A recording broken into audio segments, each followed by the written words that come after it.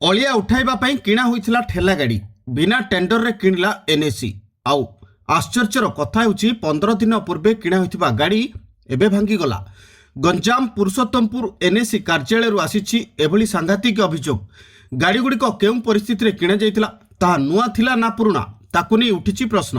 Purushottampur NAC କାର୍ଯ୍ୟନିର୍ବାହୀ ଅଧିକାରୀ କୁଆଡ଼େ ଏହି ଗାଡ଼ିଗୁଡ଼ିକ କିଣିଥିଲେ? ବିନା ଟେଣ୍ଡରରେ କିଣା ହୋଇଥିଲା, କାଉନସିଲର ବଡି ଅଗୋଚରରେ କିଣା ହୋଇଥିଲା। ତେବେ ଗାଡ଼ିଗୁଡ଼ିକ କେଉଁ ପରିସ୍ଥିତିରେ 15 ଦିନ ନ ଯାଉଣୁ ଭାଙ୍ଗିଗଲା?